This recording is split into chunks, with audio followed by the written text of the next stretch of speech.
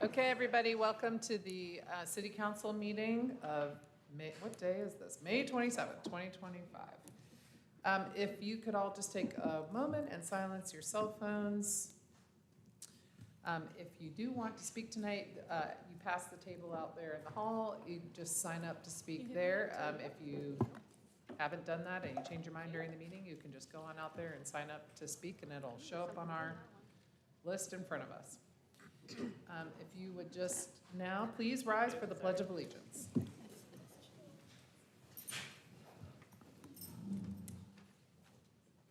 Pledge allegiance to the flag of the United States of America and to the republic for which it stands, one nation, under God, indivisible, with liberty and justice for all.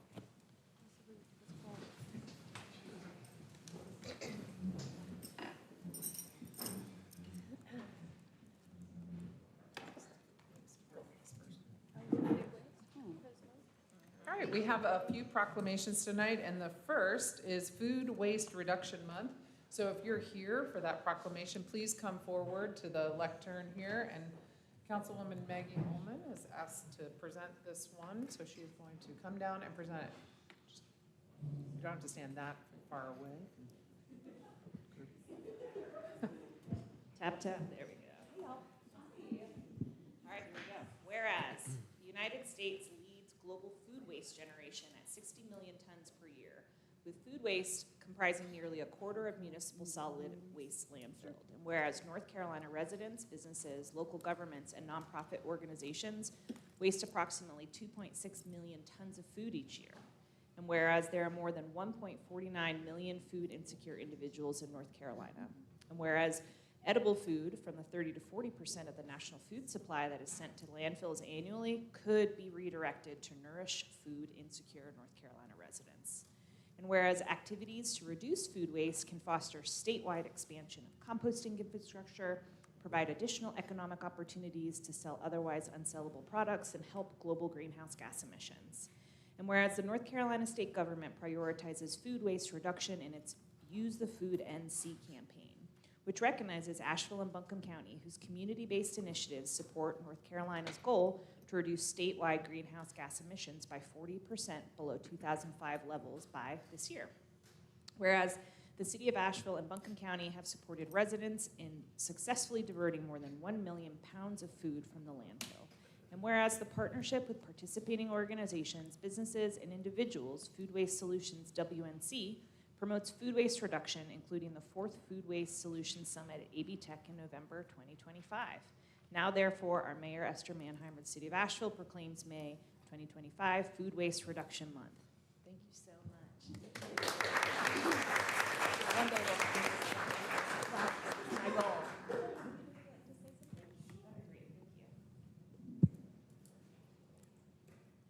Hello everyone. I want to thank the City of Asheville for recognizing the importance of generating awareness and education surrounding food waste. My name is Rochelle Ray, and I'm speaking on behalf of Food Waste Solutions, which is a community of volunteers comprised of various stakeholders throughout Asheville and across Western North Carolina. We are committed to finding creative solutions to food waste, such as sharing resources on our website, promoting the City of Asheville and Buncombe County Food Scraps Drop-Off Program, creating educational social media campaigns, and hosting quarterly networking events like our vermicomposting workshop that was on April 17th, which was in collaboration with Bountiful Cities at Pearson Garden. You heard in the proclamation the impact of wasted food. And luckily, food waste is a problem that can be solved with benefits like reducing greenhouse gas emissions and feeding hungry individuals who are food insecure. Our biggest event of the year, the Food Waste Solutions Summit, will be held on November 11th at AB Tech. The summit gathers innovators that are dedicated to addressing the problem of wasted food. We'll spend the day learning from each other and brainstorming collaborative programs and services. We were fortunate enough to have Kim speak and give an address at our past summit in 2023 with over 150 guests in attendance. Definitely, I recommend checking out our website, wncfoodwaste.org, for more information and resources and becoming a summit sponsor. I encourage you all to further discuss food waste reduction with your neighbors and consider the steps you can take before tossing food that may be edible in the trash. We greatly appreciate your continued commitment to the issue and supporting this proclamation. Thank you. Thank you.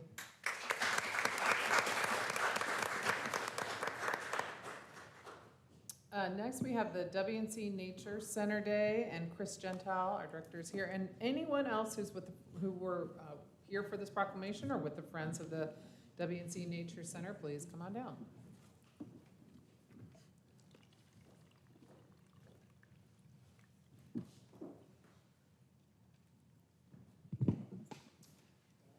Well, it's always my pleasure to read this proclamation. I love the history. And you always get to learn something. Whereas Recreation Park Zoo initially showcased a diverse array of exotic animals, including elephants, lions, monkeys, zebras, and camels, captivating visitors and fostering an early appreciation for global wildlife. And whereas in the early 1970s, the zoo faced challenges regarding animal welfare, leading to a community-driven transformation spearheaded by the Junior League of Asheville, resulting in the groundbreaking of the Children's Zoo and Nature Center in 1973. And whereas the Friends of the WNC Nature Center, founded in March 1975 as the Western North Carolina Zoological Society, has provided unwavering support and advocacy, ensuring the center's growth and sustainability.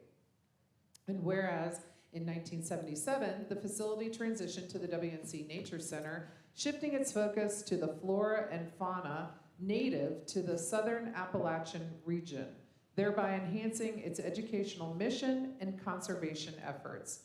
Whereas the WNC Nature Center has been accredited by the Association of Zoos and Aquariums, the gold standard of animal welfare, since 1999, marking 25 years of excellence.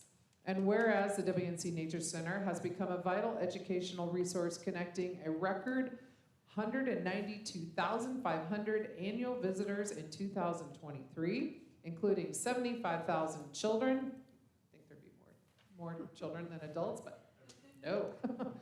To the rich biodiversity of the Southern Appalachians and promoting environmental stewardship. And whereas the WNC Nature Center, along with its nonprofit support organizations, Friends of the WNC Nature Center, made a combined economic contribution of $23 million to the Buncombe County economy in 2023. And whereas the WNC Nature Center generated approximately $3.1 million in tax revenues, contributing significantly to the financial health of the region. Whereas the WNC Nature Center implements sustainable practices aligning with the City of Asheville's resolution to reduce its municipal carbon footprint by 80% by 2050. And whereas in 2025, the WNC Nature Center celebrates its 100th anniversary alongside the 50th anniversary of the Friends of the Nature Center, marking significant milestones in their shared dedication to wildlife conservation and education. Now therefore, I, Esther Manheimer, Mayor of the City of Asheville, do hereby proclaim May 30th, 2025 as WNC Nature Center Day in the City of Asheville, honoring the opening of Recreation Park Zoo in 1925 and recognizing the Nature Center's contribution to the conservation and biodiversity of the Appalachian region and its impact on our city.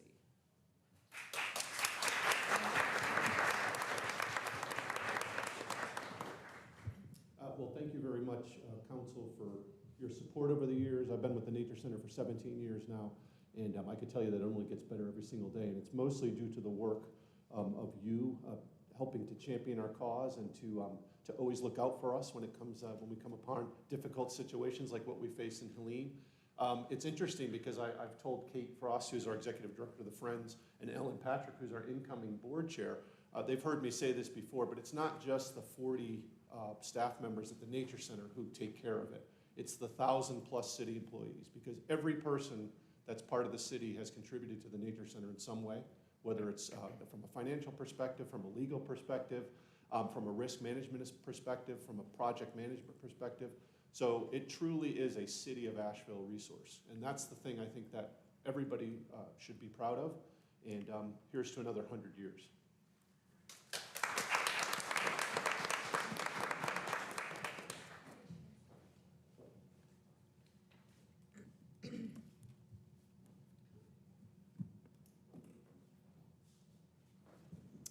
Okay, and our final proclamation for today is the 13th Annual Pollination Celebration Month. And if you're here for this proclamation, please come on up. We have several bees in the audience today.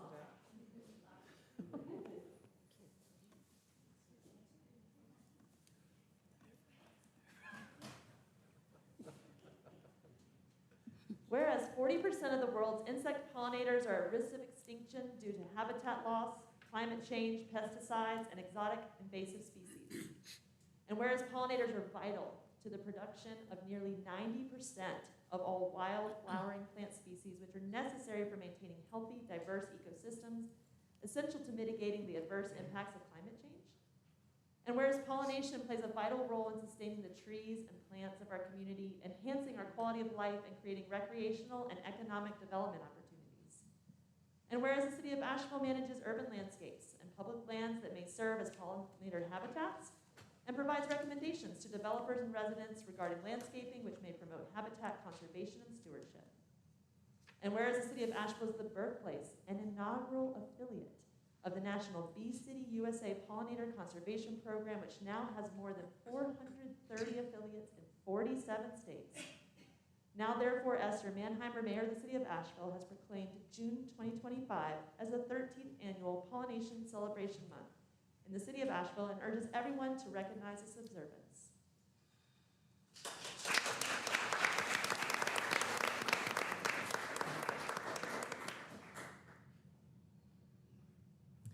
Good afternoon. My name is Virginia Curry. Thank you for this opportunity to respond. First, I want to acknowledge how much you and the city staff have endured since September 27th. Thank you for your tireless work to get Asheville back on its feet. As we begin Pollination Celebration Month, we want to thank you because 13 years ago, Asheville City Council led the nation by becoming the first city to adopt the Bee City USA commitments. Today, nearly 450 communities in 47 states follow your lead in reversing local pollinator decline. Pollinator conservation is one issue where we know change happens locally, even in cities, since most pollinators don't travel far from their nests. From backyards to balconies, each of us can help reverse this man-made crisis by making simple changes to how we steward the land. I remember as a child how bugs were everywhere. On summer nights, we'd need windshield wipers to clear the dead insects from the car windshield. I never imagined those insects might one day disappear. Many of you may share similar memories. If you're paying attention, you can see in plain sight that beneficial insects are dying out before our eyes. The stakes are high. Pollinators are keystone species in essentially every terrestrial ecosystem on Earth, assisting in plant reproduction and supporting other species of wildlife. Our entire world, including us, will collapse without pollinators. Yet most people don't realize the threat we're facing. Western North Carolina is one of the temperate world's most biodiverse places, but we are bulldozing this richness and replacing it with foreign plants that don't support local insects. The good news is, it's not too late. Trees are pollinator meadows in the sky, so thank you for funding Asheville's urban forester and master plan and favoring native plants on city property. Our urban canopy is critical habitat. Even before Hurricane Helene, invasives like Bradford pear, privet, English ivy, tree of heaven, and honeysuckle, to name a few, were widespread. Sadly, the storm opened the door for more invasive takeovers. We applaud City Park's efforts to manage invasives with minimal harm to pollinators. We know staff are stretched, and developing an integrative pest management plan has been delayed. But many bee cities have excellent IPM models that we can share, and there's no need to reinvent the wheel. We're ready to help whenever the time is right. Hurricane Helene made clear how vital it is to protect our life support system. And as Asheville rebuilds, can the city redouble its efforts to plant and recommend planting only the trees, shrubs, grasses, and wildflowers native to western North Carolina? Adopting this one simple principle could have a massive impact. As I've watched the firefly show in my backyard go from once lighting up the night to now barely flickering, it's hard for me to stomach Asheville's future children never getting to see a firefly.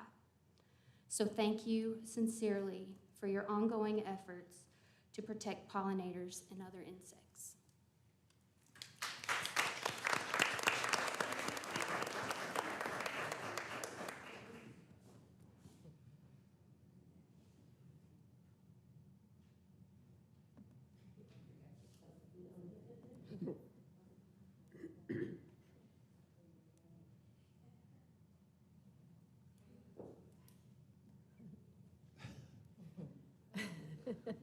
Waiting for this.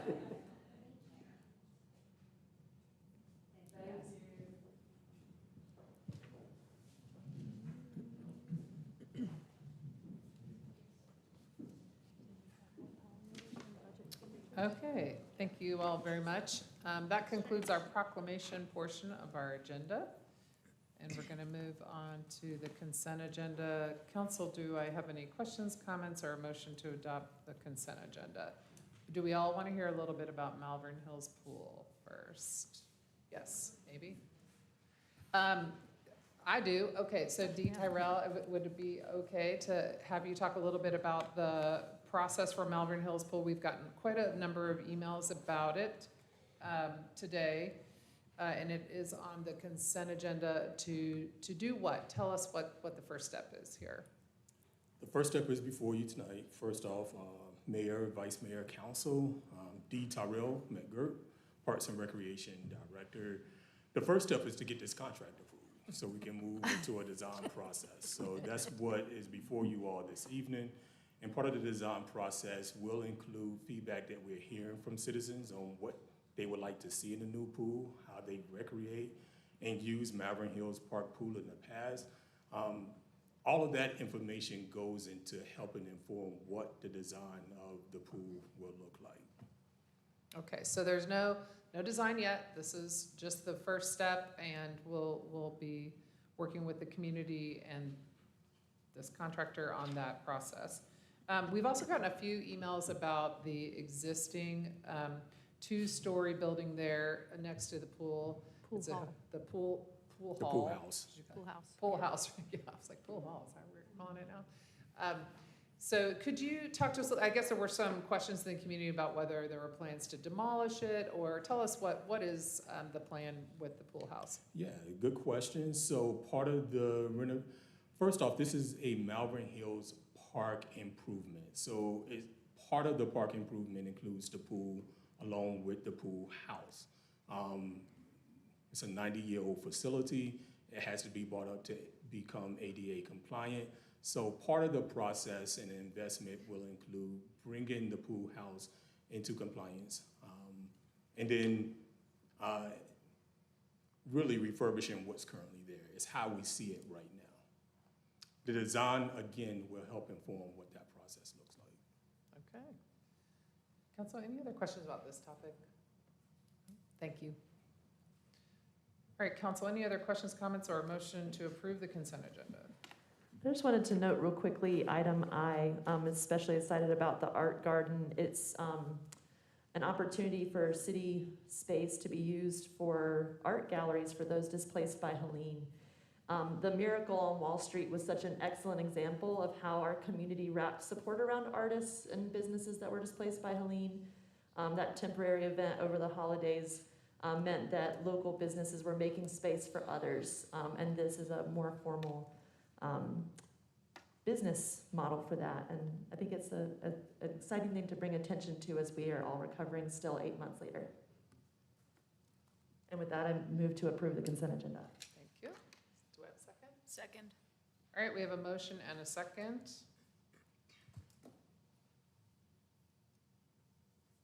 Just confirming, we do have one person signed up under the consent agenda, and that is Sally Grow.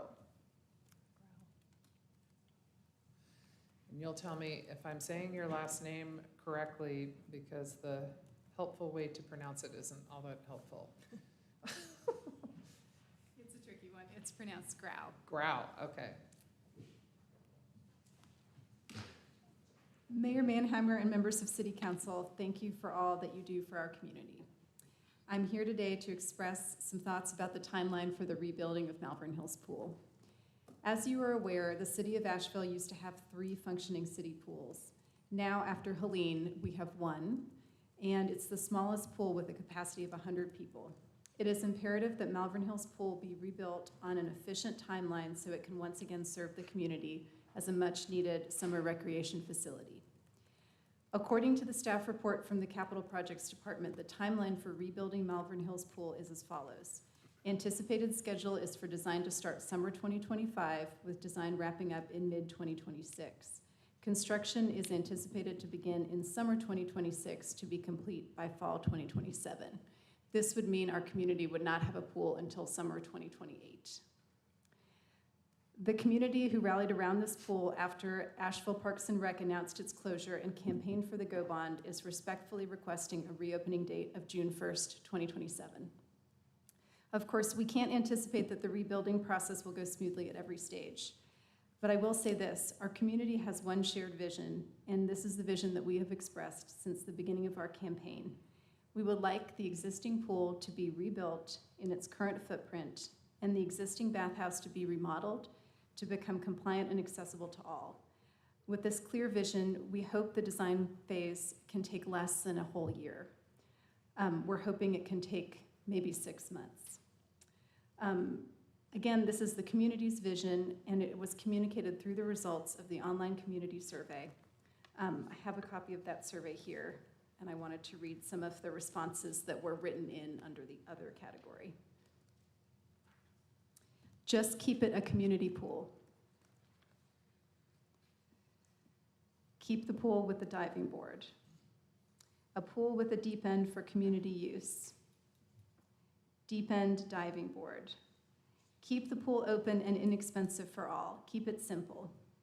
Keep the pool well-maintained and good value. Skip lots of upgrading and extras that aren't needed. Just keeping the pool simple and open as before. Please don't overdo it. This is a community pool, not a universal comfort space. It's a pool, not a party center for amenities for everyone's personal comfort. Just do it.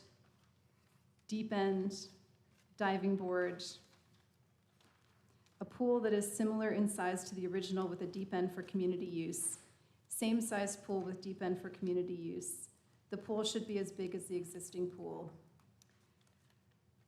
And it goes on, preserving the existing footprint of the pool itself and preserving or increasing its depth. Thank Okay, you. thank you. Okay, that concludes the public comment for the consent agenda. Council, we have a motion and a second. All those in favor, please say aye. Aye. Any opposed? All right, thank you. Now I'll turn it over to Deborah Campbell, our city manager, for the manager's report. Okay, we're going to get that. Oh, we have a mass exodus. Hold on just a second here. Great. Bought some time. Thank you, Maggie. Okay, thanks, Mayor, and good evening, everyone. I have a very brief manager's report this evening. I am pleased to have the opportunity to share with you, and especially potential and hopefully future employees, a program developed by a City of Asheville employee, Ronnie Copeland. Ronnie started in our Human Resources Department, but now serves as a manager in our Human Relations, Anti-Discrimination, and Compliance Department. The goal of this new program is to give people a second chance and an opportunity to be employed with the City of Asheville. This program is for people who, for various reasons, maybe experience barriers to employment. I'm going to turn it over to Ronnie to give you some more details about this new program. Ronnie Copeland. Good evening, Mayor, Vice Mayor and Council. Thank you for the introduction, Ms. Campbell. My name is Ronnie Copeland, and I'm just going to give you a brief overview of this program. There. We've named this program the Asheville Reset Project. It gives people who are returning home from incarceration an opportunity to get gainful employment. Our mission is to disrupt the reoccurrence of recidivism with opportunities for stable and full-time employment. The mission is accomplished by supporting individuals with barriers to employment by securing meaningful work while ensuring successful participants and hiring managers. We support staff by providing training and regular check-ins. Participants are supported by attending a program orientation and are held to the same standards as all other city employees. Just to name a few of our community partners, we have Operation Gateway, which is a nonprofit organization which works with returning citizens. We work with the Buncombe County Drug Court, who supports individuals on their journey.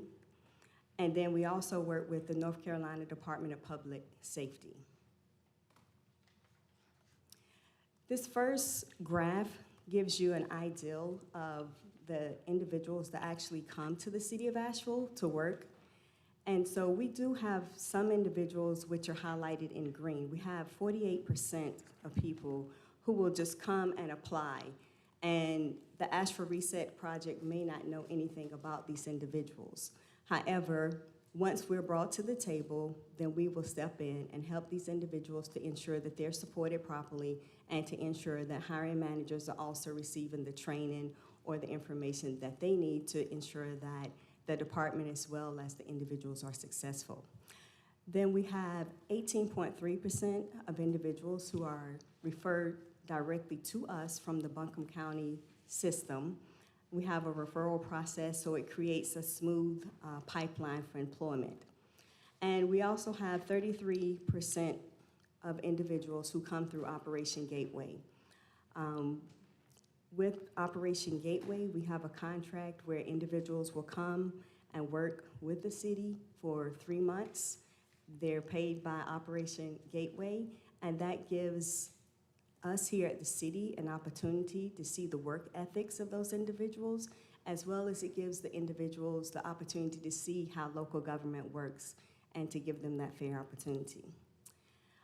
On this next slide, we have a graph that will actually show you how many people have been hired through through the Asheville Reset Project. Sorry, let's get back to the slide. So we have 58.6% to be exact, of individuals that are not hired. Now that does outweigh the 41.4%. However, the reason why some people are not hired, although they do come through the Asheville Reset Project, is they may gain employment from another organization prior to being called by the city of Asheville. It's not anything negative, it's a very competitive process with other employees. And then we currently have 7 individuals who are still reporting in the program. Applicants that start off with this project stay with us for exactly 1 year. We provide model mentoring for them. We provide regular meetings with the supervisors to make sure that everyone is happy and successful. At this time, we've only had 2 employees that have come through the program that were unsuccessful for various reasons. But considering the number that have been successful, I think it's a win. And then we have 10% of individuals that have actually come through the Asheville Reset Project that have been here for more than 1 year.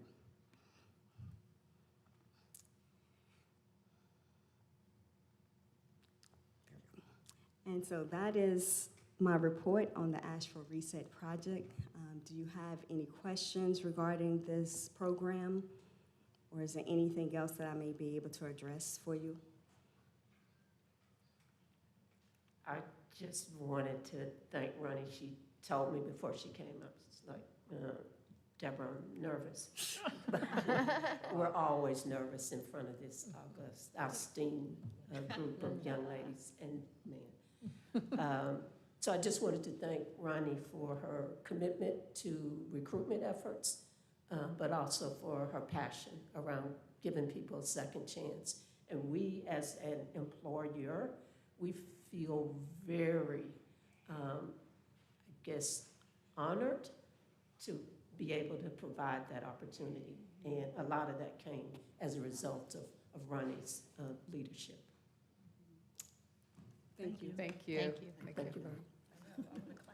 Clap, clap, clap. Good.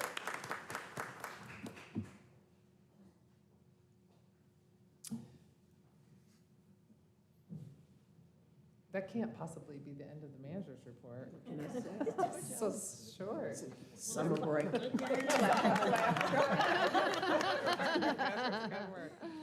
I said brief. I said brief.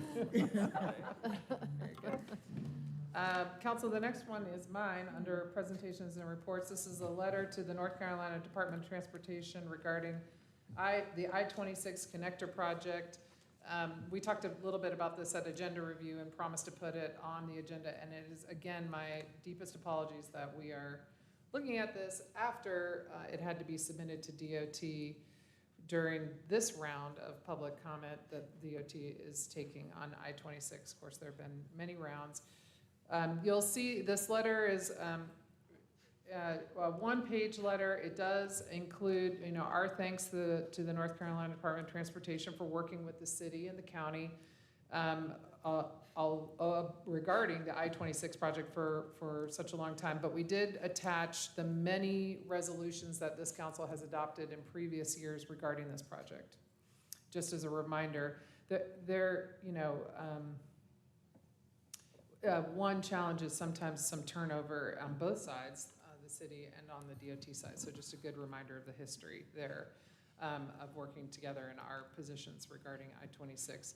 This letter has 4 points to it. The first and primary point, and the reason really I think that we're seeing a renewed interest in discussing this project, is because of the proposed flyover of I-26 over Patton Avenue that originally had been negotiated by the community's hard work to go under Patton Avenue in the project, and we were all very surprised to learn that in the contract negotiation with the contractor, which is done confidentially by the DOT and the contractor through this process they're using for the construction of I-26, that this change had been made due to cost constraints. The community in Asheville fashion has sprung into action and there's different groups doing a lot of different work, and we've been able to see that work. But this letter does ask the DOT to look at that again.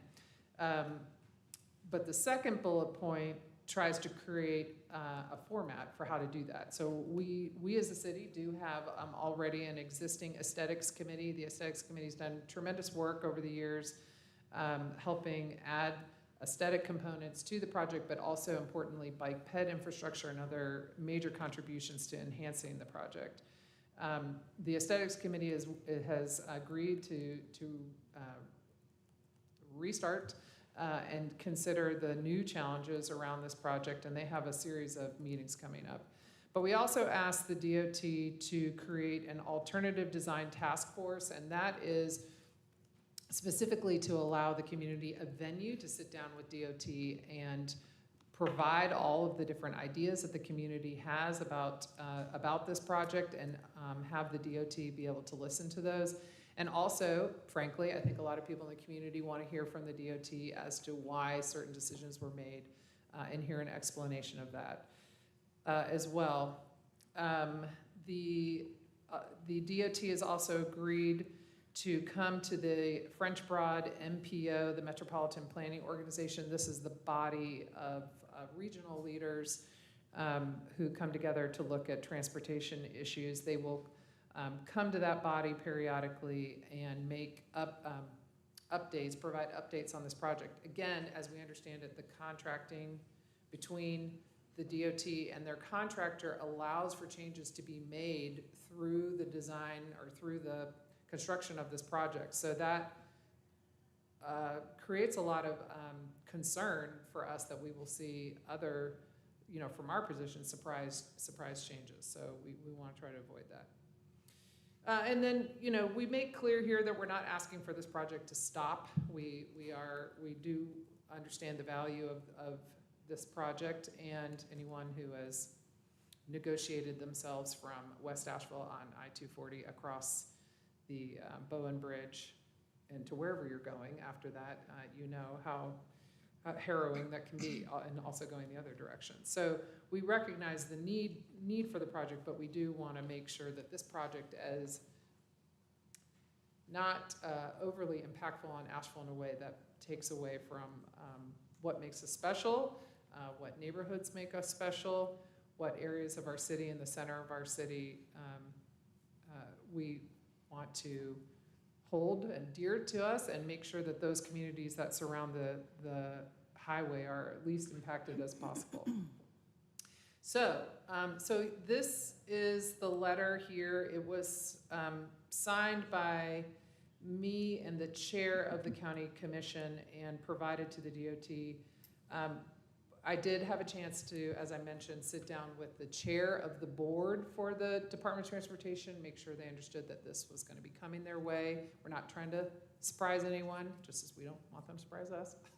And trying not to have a gotcha moment. We do want to have a strong working relationship together. We have had that in the past, and we want to be able to continue that to the future. And I'll field any questions to the extent that I can, or if anybody wants to make any comments, please do. I just wanted to say thank you for putting this on the agenda tonight. I know for so many folks, when things are happening behind the scenes, we might have a bigger picture of what's happening in the weeds, but it's easy to forget that the community needs to go along with us in that journey, especially when we're talking about a project that's going to impact the future of our city, and it'll be a construction zone for a decade. There is a missing piece of information in the pile of information that's been around this project. I keep hearing about a list that city staff presented to DOT last summer. I did just forward an email to staff that maybe we could send, if there was a list of items that were advocated for as an NPO member. I wasn't aware of it, but that would help to be filling a gap of information that's still, I don't have access to that. So if we do have a list of information or advocacy items, that would be so helpful in closing the loop. Is this, you're talking about from a staff level, this was provided apparently? Evidently, yes. Okay. I will look into Yeah. it. Thank you so much. Any other, Maybe from Ken's days. that's going back. Yeah. 2 years. Okay, I'm gonna move on to the public hearings portion of our agenda, council, and Tony McDowell, back again for Really think this it's is the public hearing on the fiscal year 2025-2026 budget. And we're gonna see a presentation, and then we're gonna open up the public comment period.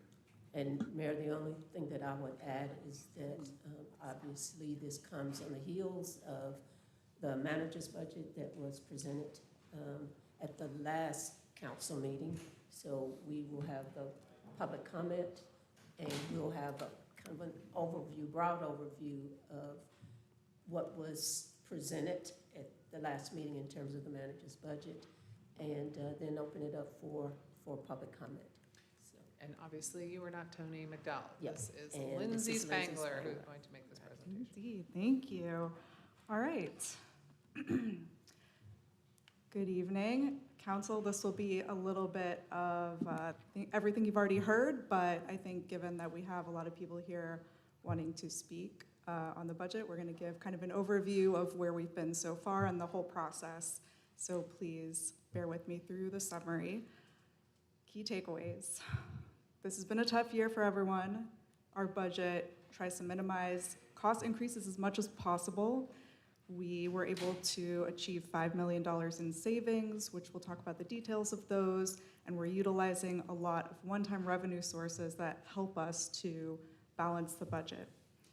What the budget does include is $256.1 million and that includes funding for a 3% compensation increase for staff, including some additional adjustments for public safety, and we will get into the details of those as well. It also includes a 3.26 cent property tax rate increase, which will help to close the gap between revenues and expenses, and will also help us to make sure that we have a healthy fund balance, hitting that 15% that we look for every year. And lastly, we'll get into a few details about the capital improvement program and the Helene projects and GEO bond projects that are also ongoing. Here's a reminder of where we've been and where we're going. These are all the times when we come to council to speak about the budget, and so you'll see here there's a retreat in February, there was a previous public comment also in February, and then we have a few work sessions throughout the spring leading to the budget that was proposed a couple of weeks ago. Here we are at the public hearing, and then at the next city council meeting on June 10th, we'll take action on the budget. And throughout this process, there's been a few opportunities for the community to provide comment. As I mentioned, there was a public comment period on February 25th at the council meeting. There was also a recovery survey that was put out into the community. I believe there are about almost 7,000 responses to that. And of course, here we are today at the public hearing. So just to give a little bit of background of the challenges that we've experienced this year so far. So this slide is from a previous work session, but I think the point of it just is to show that at one point we were anticipating looking at a $10 million gap between revenue and expenses. And that's actually even after we found $5 million worth of savings. And the next few slides, I'll kind of give some background as to why our expenses are coming in low, our revenues are coming in low and our expenses are coming in high. So starting with revenues. So for the general fund, we rely on property taxes for most of our revenue there. And normally in a regular year, we'd see about a 1.5% to 2% increase to our property tax base just through regular growth in the community. But next year, our projections from the county show that we're expecting a 1% decrease. So it's pretty unusual, but maybe consistent with a large-scale event like Helene. For sales tax, which is our other main revenue source in the general fund, there's still a lot of uncertainty after Helene and due to the other economic conditions ongoing throughout the country. We're looking at about a 5% decrease next year compared to this year's budget. And there's a few other variances in the general fund revenues. Switching to our costs and our expenses. So we have worked really hard with all of the departments. We instructed them not to request additional funding. We instructed them not to request additional positions. And you will see that there are no new city-funded positions included in the proposed budget. However, as hard as we tried, there are just some unavoidable cost increases just associated with doing the regular business and existing operations of city government. A lot of those are in personnel costs, including healthcare and the state retirement contribution. So how do we close that gap between the lower revenues and the higher expenses? Here are some of the things we did to close that gap. We took $5 million in reductions that were not meant to be service reductions, but as much as possible, we scraped here and there to find $5 million. I'll show the next slide has a detailed breakout of those. We are also utilizing some one-time revenue sources. So there was some fund balance in the street cut fund that was above the recommended level of fund balance in that fund. We're able to transfer that to the general fund to use that to close the gap. For the transit fund, there was also some excess fund balance there, so we used that within the transit fund to cover rising costs in that fund, meaning that we did not have to increase the contribution of the general fund to the transit fund. And lastly, we were recently awarded a $5 million loan from the FEMA Community Disaster Loan Program. So that is a loan that we're using as a one-time revenue to close the gap between revenues and expenses. Here's the list of the $5 million in cost-saving strategies we were able to achieve. Again, these were not meant to be service reductions. The top two are personnel-related. One is pausing a contribution to one of our retirement trust funds, and this does not represent a change in any retirement benefits. It's just the fund was healthy enough that we were able to pause our contribution for a short amount of time. And then there's some associated personnel savings with funding that we're expecting to get from the federal government, and also the hiring review process that we put in place. And you can see the list goes on here to get to that $5 million. So I think it's important to note that when we started the process of speaking with council, we were projecting about a 6.3 cent tax increase. That was the original projection that we came to council with, and after utilizing all the strategies that I've spoken about, we were able to get it down to 3.26 cents. And that equates to about a $114 increase on the average homeowner's annual statement. So we'll go through a few more details of what is included in next year's budget. Here is the big breakout of what's included in the proposed budget. It's $256.1 million, which is about a 2% increase over the current year. And in terms of revenue, as I mentioned, a lot of our revenue does come from property taxes and sales tax, and also fees and charges for fees and services, which makes up a lot of the revenue in our enterprise funds. And what do we spend that money on? Most of that is personnel costs. You can see there's the salary and wages and benefits. You add those up, you get about 60% of the budget, and the rest is operating costs and capital and debt payments. All right, so what is new in this budget? We are proposing a 3% hybrid pay increase for employees on the general pay plans. And to explain the hybrid approach a little bit, everyone who makes above the median salary, which is about $58,000, they'll receive a 3% increase. If you make below the median salary, you'll receive a $1,740 flat increase to your salary, and that is meant to raise folks who are below the median salary just a little bit higher than those above the median salary. Additionally, we are transitioning the police department to a new pay plan, a new pay structure rather, and that includes some adjustments to avoid compression between employees. And any officer who's not receiving a compression adjustment will receive a one-time amount of 3% next year.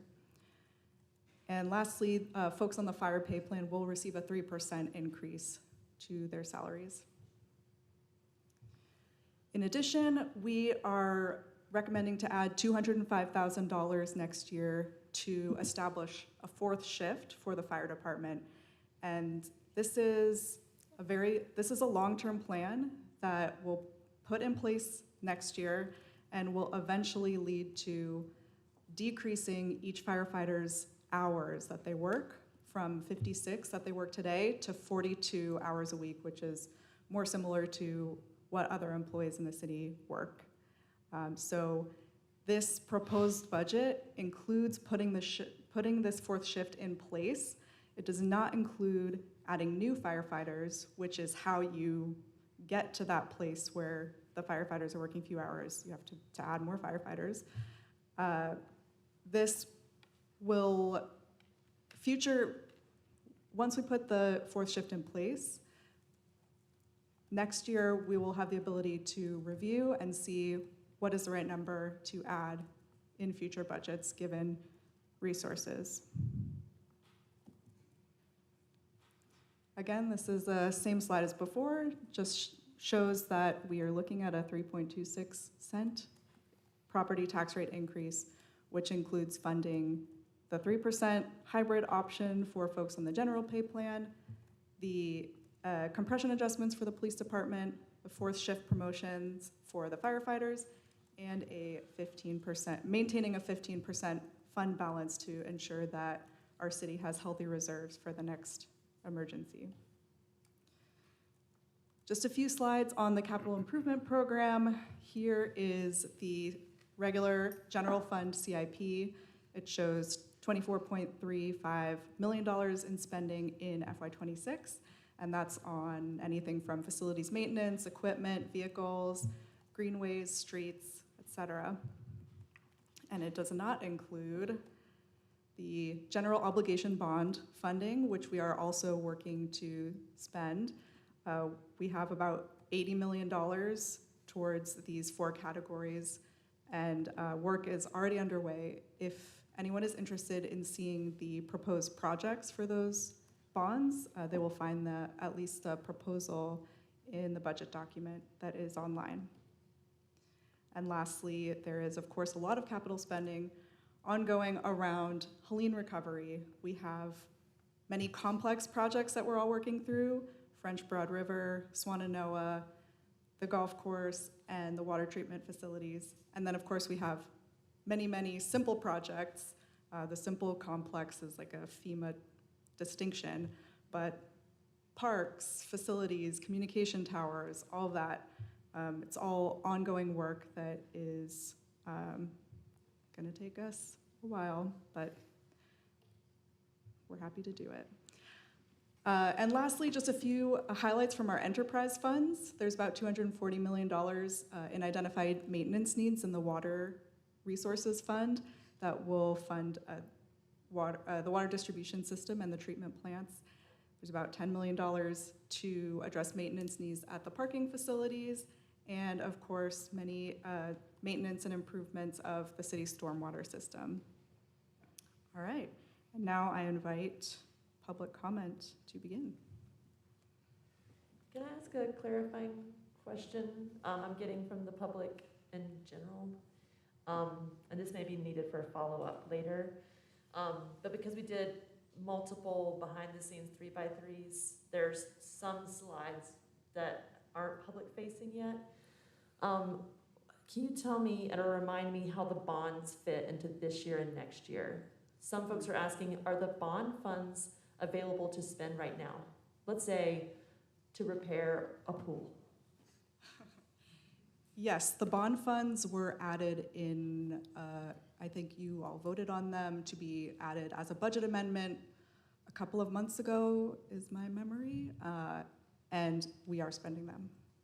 And there's a piece of it that has to be added to a future budget. Which piece of that and why?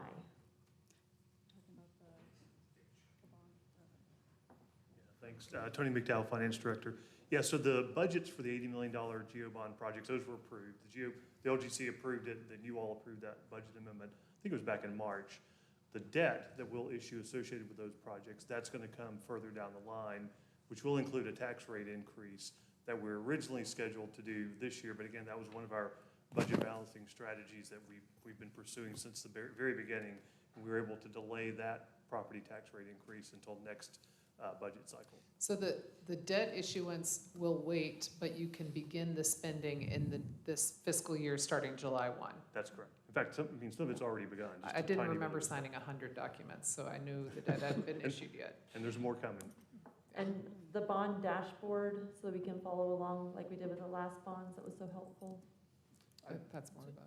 Jade is nodding, so yes, I assume we have the bond dashboard up and running. Thank you. Any other questions of staff before we open the public comment? Good, thank you. Okay, folks that are signed up for public comment under this item, as with any item, you'll have 3 minutes to speak. Just watch the lights on the lectern. Green means go, orange means you're getting close to the end, and then red and the buzzer. Maggie just cuts you, she's gonna cut you off right there. So the first person signed up to speak is Rick Tullis.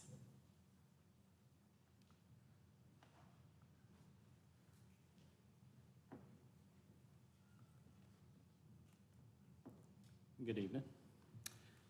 As the president of the Mountain Chapter of the North Carolina Police Benevolent Association, I'm proud to say that I come before you as a representative of not only the largest law enforcement organization in North Carolina with over 17,000 members, but also the Asheville Police Department with 142 members out of 160 sworn. Our philosophy as it relates to the pay plan rests on the fact that the city of Asheville ranks in the top 5 most expensive cities in North Carolina, but only 15th in salary compensation for its police officers.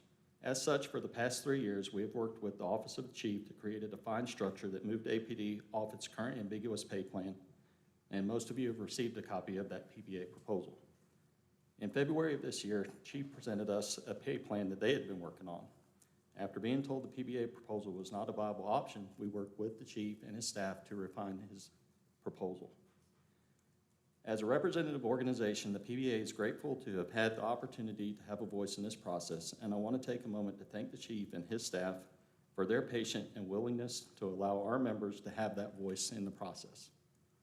Since 2020, APD has faced enormous challenges in recruiting and retaining personnel. Part of that challenge lies in the fact that Asheville is not competitive in the marketplace for the reasons stated above, cost of living versus compensation. The current APD pay plan is ambiguous at best as it relates to officers' ability to advance within the pay structure. The current pay plan requires the City Council to authorize funding each year that is separate and apart from salary adjustments previously known as COLAs. Unfortunately, for too long, COLAs were used in place of the salary increases members were due, which was never the intent of the APD pay plan. Furthermore, there is no clearly defined policy dictating on how members qualify for a step increase, thus robbing members of opportunities to move up in the pay plan and creating compression. This adversely affects their earning potential and retirement. The Chief's proposal included in this budget moves to remedy virtually all of those concerns. It creates a career ladder program, establishes a clearly defined pay scale, detailing how members move within the plan. It solves compression issues that have been the bane of APD under the current system, and it removes the necessity for City Council to approve the funding for the plan each year in the sense that various pay grades are predetermined with goals and objectives that have to be met for a member to advance in their career. Because of this clarity, it makes it easier to project salaries and budget concerns each year. While it does not initially address the market competition, the attributes and the stability of this pay plan proposal will make APD more effective in its retention and recruiting efforts. We simply can't afford to do business as usual as it relates to the pay plan. We cannot sustain an agency where we continually see well-trained and experienced officers walk out the door. For this reason, the PBA membership of the Asheville Police Department stands with the Chief and his staff endorsing the pay plan proposed that is included in the FY 25-26 budget. Thank you. Thank you. Perfect. Wow. Practice Yeah, definitely That's a reverse lot to that. say in 3 minutes. You did great. Okay. Hayne Griffin.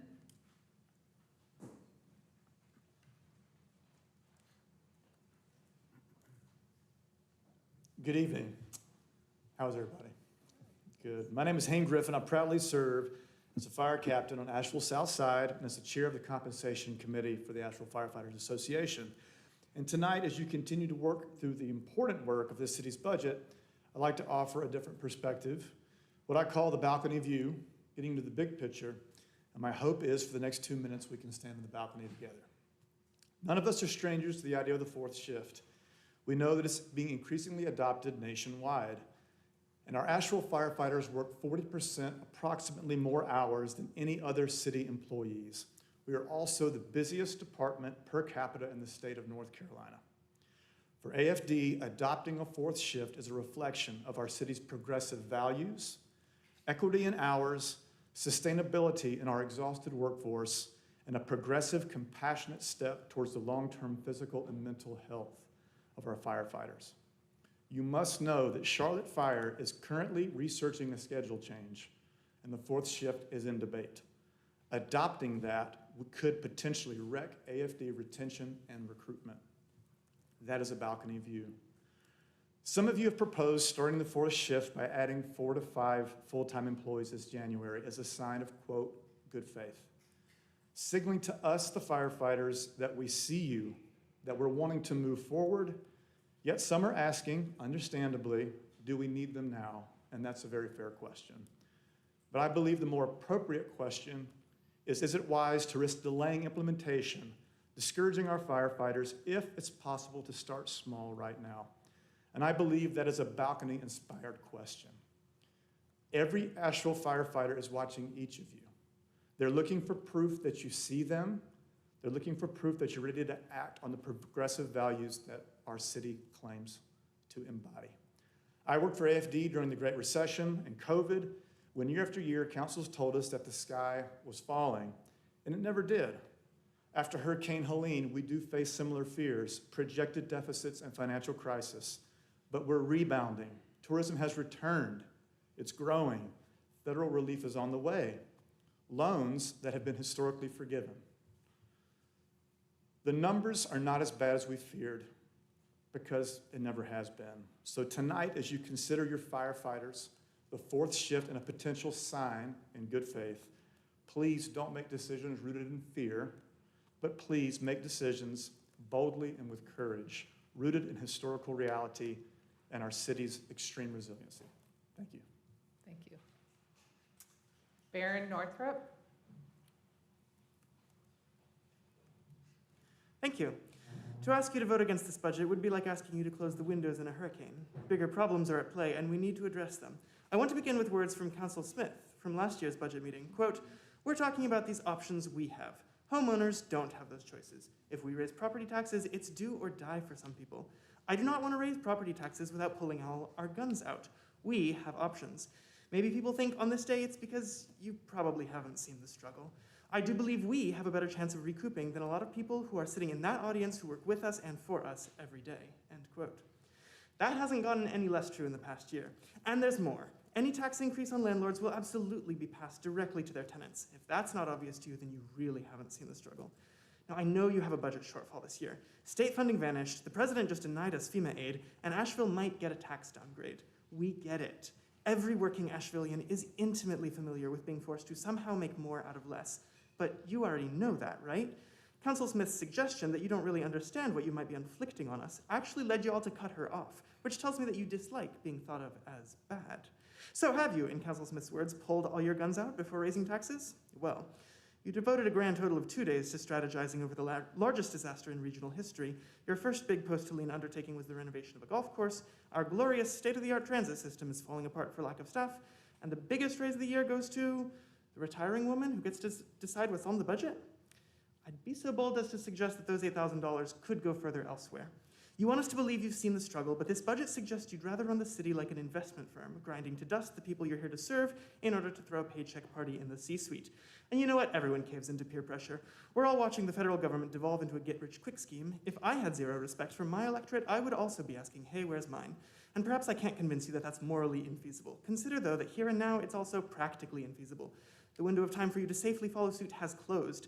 This grift of a budget puts each of you personally in danger. That is not a threat, it is an analysis. Helene surrounded us with matchsticks.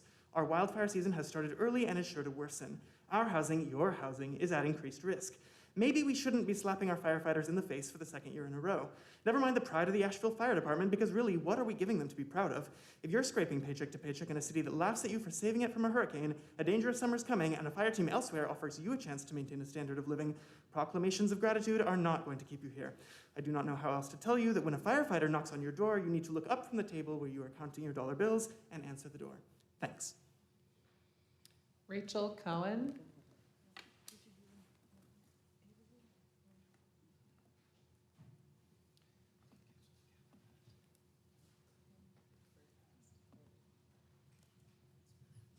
Hello, everyone. Thank you so much for the opportunity to give comment. Really appreciate it. As you said, my name is Rachel, and I'm a member of the Sunrise Movement, as many of you know. As you know, we are dedicated to fighting the climate crisis and creating a future that works for all of us. So as we all like to say, a budget is a statement of values, right? It demonstrates whether we're literally putting our money where our mouth is. So I'm here to ask if you think this budget reflects the city's climate-related goals. The city has set ambitious goals for 100% of city operations to be powered by renewable energy by 2030, and for the whole community to reach 100% renewable energy by 2042. I'm I'm here today because I'm worried that the budget does not keep us on track to meet these goals. The sustainability department is set to get about $840K in the proposed budget. That's less than half of 1% of the total budget. The spending is flat, despite increased need, since there is much work to be done to build sustainability into Helene recovery. When it comes to capital expenditures, there isn't even a category for sustainability projects as far as I can see. And I did look through every page of the budget. Super fun. So I'm hoping that projects like solar generation and storage, electric vehicles, and EV chargers that are vital to meeting our own renewable energy goals are buried somewhere in some other category, facilities, parking, maintenance, somewhere. If not, can we really say in good faith that we are taking the climate emergency seriously? We all know the city is in a difficult fiscal situation, but we shouldn't forget that this is largely due to the disaster that itself was made worse by climate change. During this time of rebuilding, we should really prioritize mitigating the climate crisis to decrease the chance of such destructive disasters occurring in the future. We have the opportunity to do that, so we urge all of you to aggressively utilize the funding for this purpose, whether it's general city funds, grants, CDBG-DR funds, or any other source we can be creative and get our hands on. Our future really does depend on it. Thank you so very much for the opportunity. Thank you. Emma Hutchins.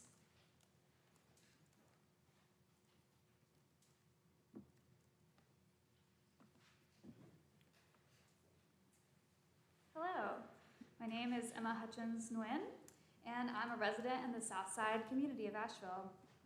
In the first days after Hurricane Helene, when we were just starting to hear about what was happening outside of our own neighborhoods, mostly on little radios in our cars or on our neighbors' porches, and I learned that our firefighters had been working for 5 or 6 days straight without a break.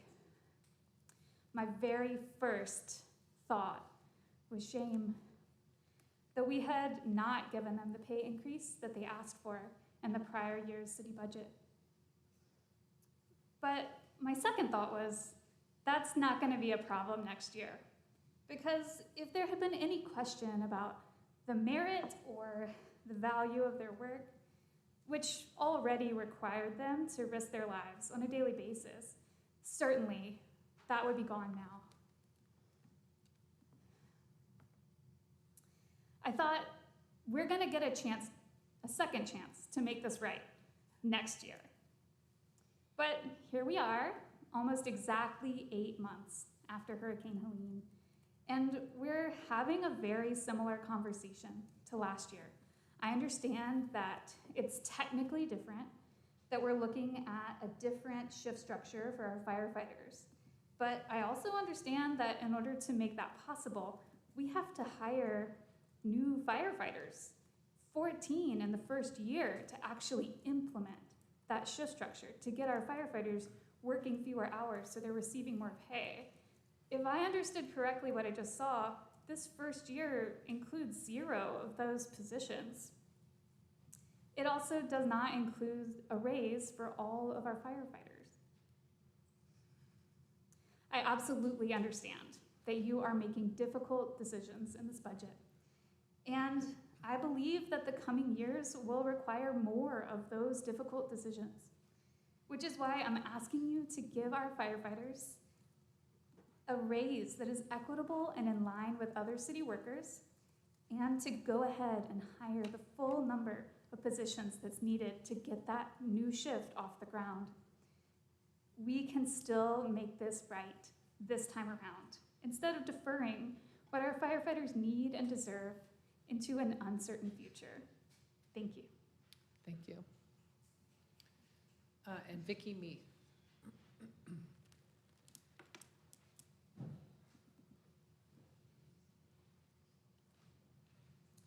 Good evening. I'm Vicki Meath, the Executive Director of Just Economics, and I'm here tonight to continue to advocate for living wages and better transit in our city's budget. As many of you know, Just Economics runs the largest local living wage certification program in the country and has been advocating for a living wage with both businesses and local governments in Western North Carolina since our inception. For over a decade and until recently, the city of Asheville had set the wage floor for city employees at or above the living wage rate determined by Just Economics. The purpose of a living wage is to demonstrate a more reasonable wage floor based on the cost of living in a region and offer a more just minimum than the minimum wage that hasn't been increased since 2009. The living wage is the amount that someone needs to earn in order to pay their bills without public or private assistance. It's not a luxury wage.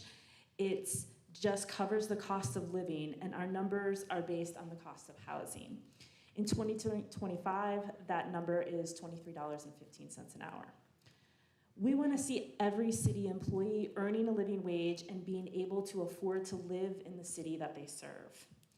We are encouraged by the progress the city has made towards the living wage for the lowest paid employees of the city in a similar fashion as was done last year. We encourage this council to take additional steps advocated for by the firefighters to get closer to an hourly living wage in a good faith effort to move forward with the first step of the firefighter fourth shift implementation plan, and to get all our city workers closer to a living wage and equity. We understand the budget has been even more challenging since Helene. Last year, we offered suggestions to taking bolder steps towards a living wage without costing as much, such as giving every city staff member the same dollar amount raise.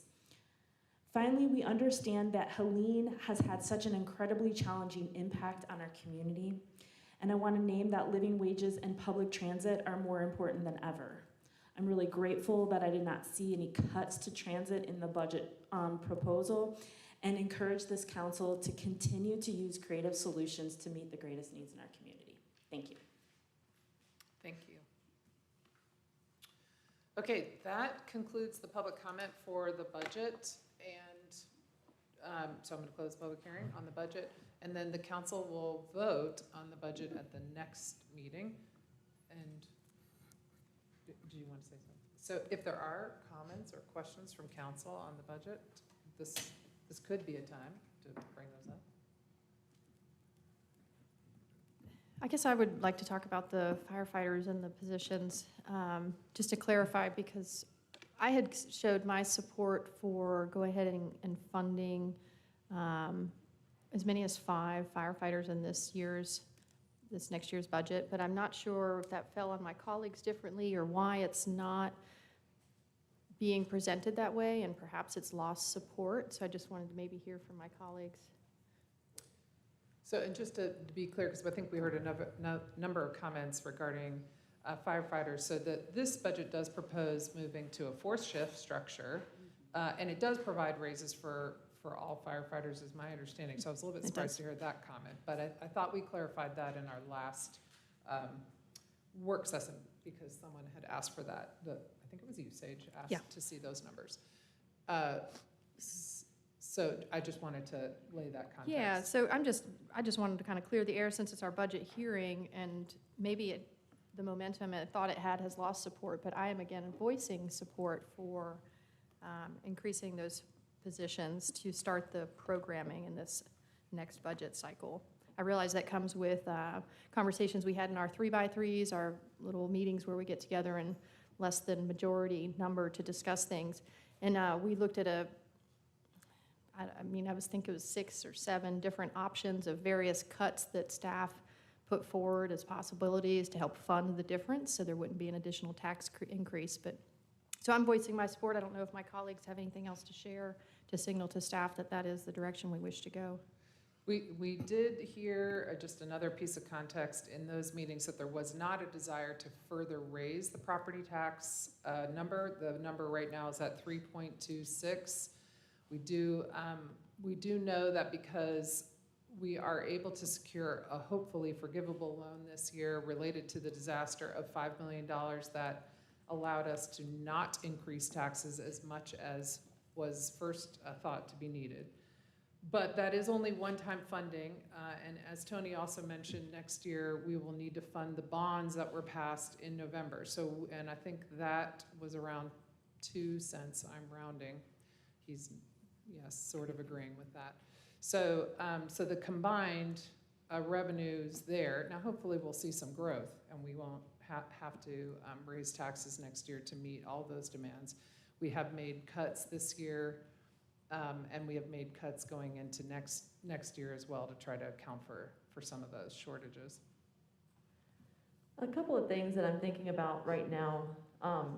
For today, it's so important to me to focus on the public hearing part of this.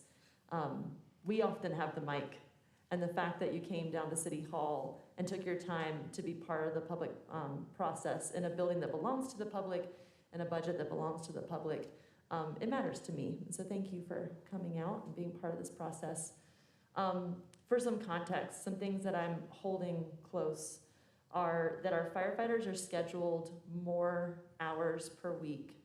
Because of that, we're either paying them at the entry level less than $18 an hour, or they're working 832 hours a week or a year for free. And so by bringing on the recommended very small, not even first step of positions that can alleviate some of those hours they work for free, my hope is to retain the people who got us through this crisis so they can help us get through the next crisis. And I am worried if other North Carolina cities move towards the forced shift, we'll lose our folks, and we need them. So that's part of what's leading me to my support for the 5 positions in this budget cycle. The part where I feel like we're getting stuck, just from my perspective, in those behind-the-scenes 3x3 check-ins that aren't public, is that we were talking about where to trim. And so I, from my perspective, am looking at what my colleagues are asking me to cut, which is vacancies in departments. That to me seems really hard to pull ourselves out of after we pass this budget. But we do have some items, one that is brand new to our budget, that are still services our community needs, but if there is action on House Bill 1012 that passed the North Carolina House, if the Senate and the House can concur to deliver on our tax dollars going into recovery for Western North Carolina to include revenue replacement and small business grants, like, we need them to take action. The funding is there, the need is here. That will help us, and we can maybe be able to amend our budget in the next couple months, hopefully. If that happens, to me, it seems like the cleanups that are happening so badly needed in our community at a time when we're already having the federal government helping with cleanups, neighborhoods are helping with cleanups, that seems to me more recoupable than forever signaling a cut to departments. So that to me is where I'm seeing the stuck spot, is how we do it. Not that I'm not interested in getting it done, but how we do it, and that's everything in the budget. Thank you for considering. Could you clarify, I don't know if I was following all of it. I heard that some folks are interested in vacancies, but then you were saying you're interested more in what area of, like, cutting essentially? I would rather cut programming than positions. What programming? One of the ones that I had suggested was, we saw earlier today on the slide that we previously funded through ARPA COVID-19 relief funds, biohazard cleanup in our neighborhoods. And that because it was grant funded, we didn't have regular ongoing funding for it. So my suggestion was trim it enough to get the firefighter positions, because that would be more recoupable than cutting positions. Not that the work doesn't need to get done, but it is a brand new line item in our budget. And so we haven't talked about, we said we were doing nothing new this year, but we are doing something new and moving forward in our budgets. And it's not that the cleaning doesn't need to get done, it does. But I think we can find another way to do it. Thanks for clarifying. We won't be able to retain our firefighters or get them back if we lose them. And that, to me, is something I hope our community really wants enough to understand why I would suggest cutting that part. I appreciate that additional context, Clem. And I agree this is more of a public hearing to hear from the community than it is for us to really share our long drawn-out thoughts about this process. So I plan to do more of that at the next meeting. But I appreciate how you're looking at the cleaning and maybe it can be picked up somewhere else, because I really do think that cleanliness in the city is becoming more and more of a problem, and I wish we were doing better and more proud of our the land here that we inhabit and care for it better in general. So if there's some ways to pick that up somewhere else, I'm more than willing to talk about it and get through that, but I appreciate sharing the support for the extra positions as well.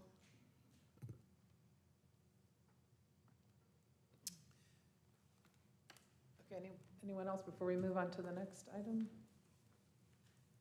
Okay, thank you all. We're going to move on to the second public hearing item on our agenda. It's a public hearing to consider a rezoning request for property located at 46 Green Hill Avenue from Commercial Industrial District and RS8 Residential Single Family High Density to RS8 Residential Single Family High Density. This is going to be presented to us by Will Palmquist. Long time no see, Will. Yeah, good to see you. Good evening, Mayor, members of council. Will Palmquist, Planning and Urban Design. I will be presenting this rezoning petition for the property at 46 Green Hill Road. This is a straight rezoning proposal, so there have been no plans or project included in this request, but merely a change to the underlying zoning district.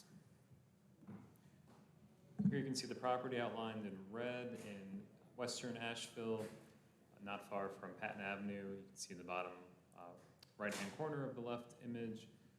The property was recently subdivided. It was one property a few months ago and is now 3 separate properties, which is, kind of explains the strange geometry of the property, which is split zoned. It's a combination of commercial industrial at the rear of the property and residential single-family high density at the front.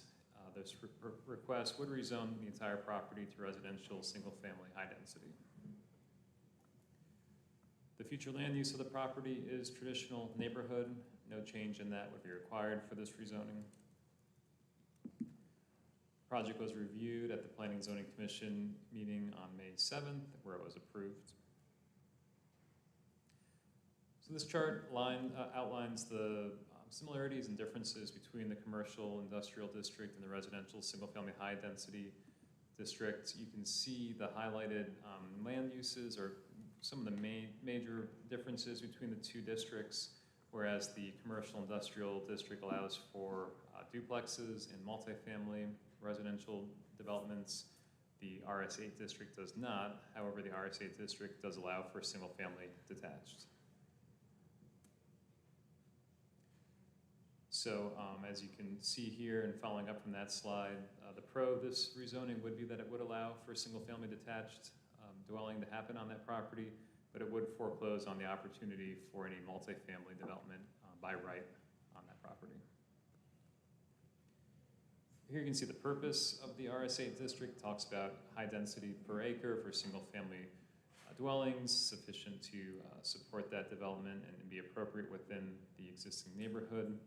Staff finds that the rezoning is compatible with the surrounding land uses and zoning districts, which include RS8 zone property to the north and the east of the property, and also commercial and light industrial uses to the south and west of the property. The rezoning is also consistent with the future land use designation in the comprehensive plan of traditional neighborhood, which talks about a variety of housing options, including single-family, accessory dwelling units, duplexes, townhomes, etc.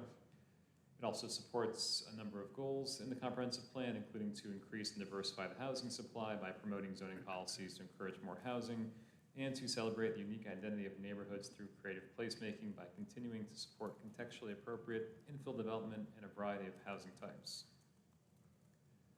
Therefore, staff concurs with the Planning and Zoning Commission and recommends approval of the proposed rezoning, and I'm glad to answer any questions you might have.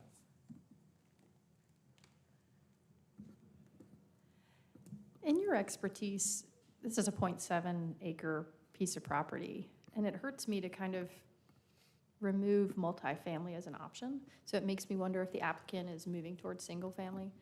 But I don't think we know that, right? We don't know what they intend to do, nor does it matter in regard to our decision, right? A 0.7 acre lot with all the multifamily setbacks and stuff of 15 here and 25 there. I mean, would we have potentially seen 20 units, 50 units? What do you usually see in a half acre? So, yeah, it's a little hard to speculate because, as you point out, there are a lot of conflicting and competing design limitations, such as the setbacks, building heights. The commercial industrial district does limit density to 8 units per acre. So if you only have 3/4 of an acre, that's only 6 units allowed, and then you have to work in the various other requirements. So a 3/4 acre site, yeah, it's probably not the best place. It's not really where we're seeing a lot of medium or smaller to medium scale multifamily typically day to day. Yet. But it depends. Yeah. Yeah. Okay.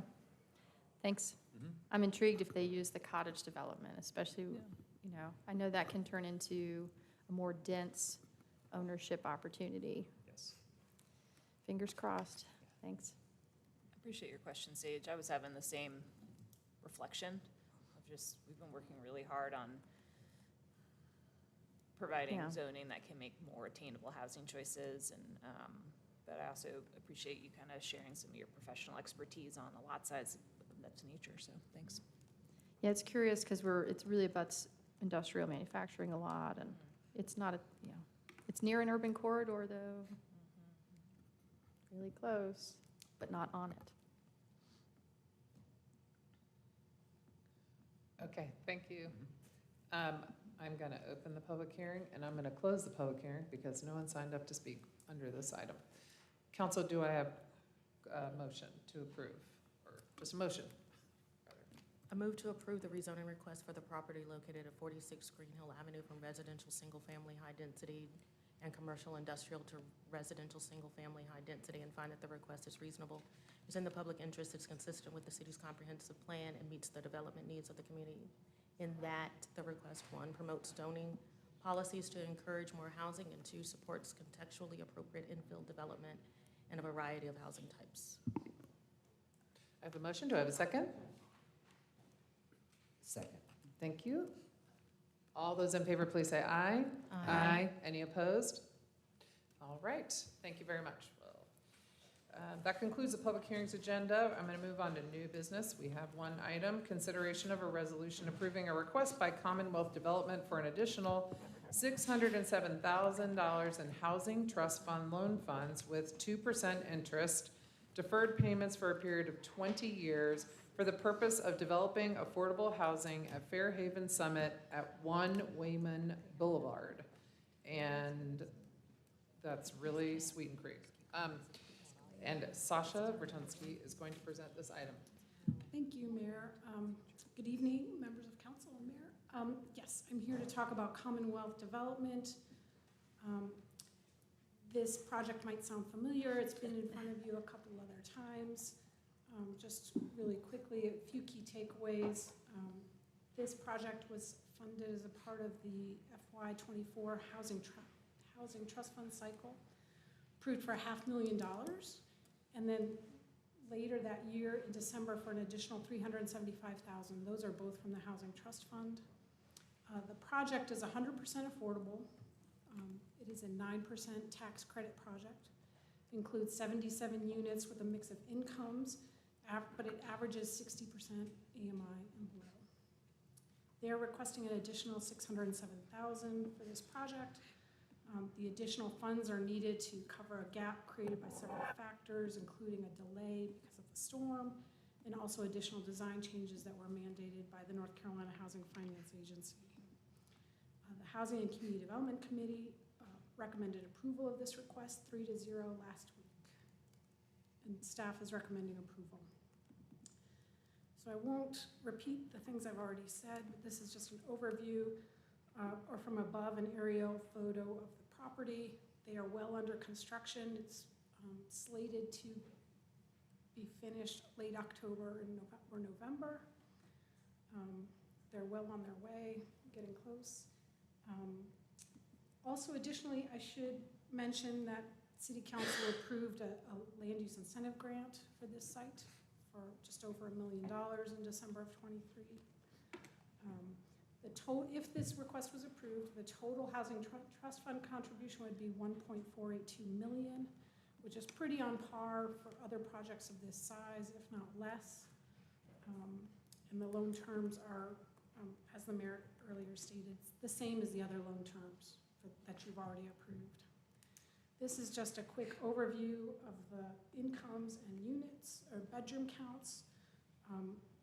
This project does have 20 project-based vouchers, so that's serving folks at 30% area median income and below. They also have 9 units for the KEY program, which serves low-income residents with disabilities. And then they have additional units at 70% and 80% of income. Bedrooms of 1, 2, and 3 bedroom units. This is just a quick picture of their total capital stack. They do have funding from Buncombe County, home funds, and then of course their tax credit equity and their regular primary mortgage. And they are deferring part of their developer fee. This project meets council goals of a diverse community and quality affordable housing. As I stated before, HCD recommended approval of this request. The pros of approving this request is that the total housing trust fund subsidy is $19,247 per unit based on that full request. That's a very reasonable per unit basis. Our housing trust fund loan amount would be 6.1% of the total development cost and leverages other funding sources. And then when you add in the land use incentive grant, we're right around just over 10% of the total cost, which is our policy cap for housing trust fund. This funding will ensure that this project crosses the finish line and can finish on time and get folks in there. And it aligns with our consolidated plan goal of prioritizing rental housing affordable to those at 60% AMI or below. Staff didn't note any concerns. Just really quickly, fiscal impact statement, we currently have $2.18 million available in the Housing Trust Fund. This request will reduce that amount available by $607,000, and the balance would be $1.57 million. So we're recommending approval based on all of these items, which I just said literally 2 minutes ago, so I don't want to keep repeating myself to you. But it meets all of our policies, and we think it's a great project. And Jonathan Nesberg with Commonwealth Development Corporation is also here if you have any questions for him. Sasha, I plan to support this, but I just understanding the math. So between the Housing Trust Fund money and the Land Use Incentive Grant, so both of those together, should I not be thinking about them together? I didn't total them. Okay. That's true. So that would be like 2.4 million. It's like 2.5, and it comes out to $32,500 per unit. I just always want to take the opportunity to talk about how incredibly costly it is to help underwrite affordable housing. And this is sort of just an existential issue. There's not necessarily a solution to it. I don't think we have any choice but to support it. But these are tax dollars that we're spending here to help support affordable housing in our community. And traditionally, this role has been played by the federal government in providing, and they will be providing vouchers for these units so folks can actually rent them. I do think it always brings up the question of at what point, can a local government not sustain this kind of financial support? Now, luckily, we have voters that want us to do this and supported $20 million in housing bonds to add to our coffers, and the CDBG-DR funds will bring in many more millions of dollars for housing as well. So we will have the next 6 to 7 years to spend that money in our community and on things like this.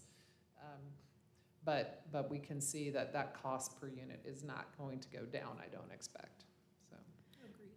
And Mayor, if I may add, this particular project is more complicated than some of the ones we've seen in the past. Like, my quest was gonna be whether or not we'll do any kind of like after study or exit interview with this developer, because they're doing so many 3-bedroom. They're doing the key program.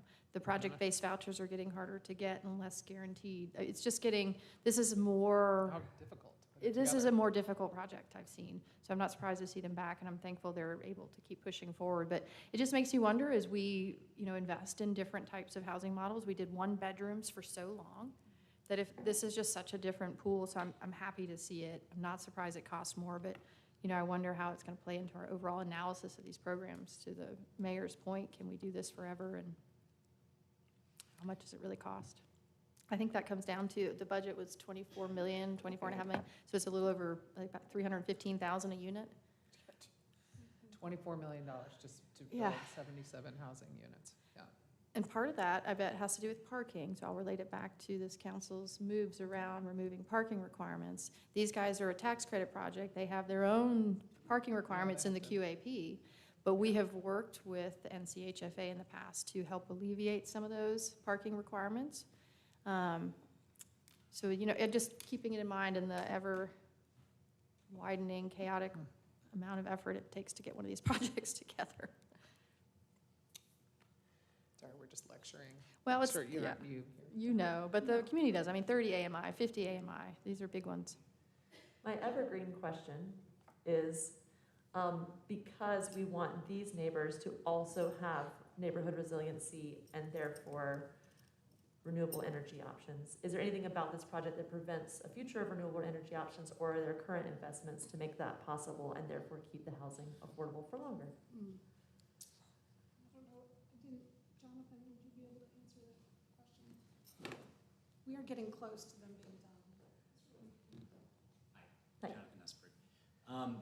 Yeah, so I think I got the gist of your question, but we're building to a Energy Star required rating, so these are super efficient units, super green, and it's a 100% electric project.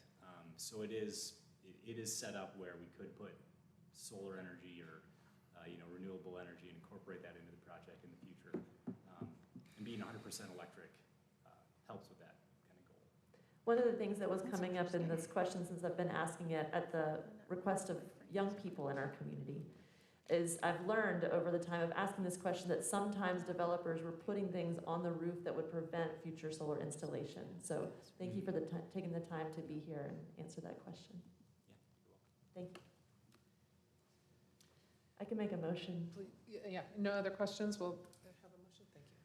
I move to approve Commonwealth Development's request for an additional $607,000 for a second housing trust fund loan to construct 77 new affordable apartments. I'll second. Oh, sorry, I think Antoinette had that.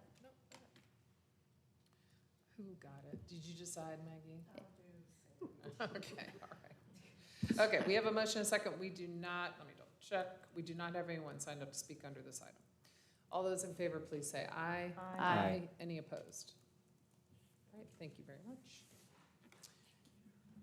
All right, council, we have reached the end of our agenda, and now it is time for general public comment. Folks who are speaking under general public comment, you will have 3 minutes to speak. And please watch the lights on the lectern. Green means go, orange means almost stop, and red means stop. For the most part, we have had a pretty civil public engagement at our city council meetings. This is not always true here, or actually in other places.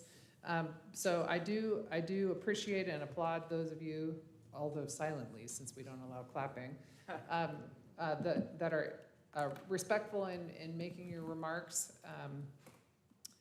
Just to those who might get their name called out or something like that, if that could be left out of your comments, that would be greatly appreciated. And just tell us what you're here to talk about. The first person signed up to speak is Paul Howell.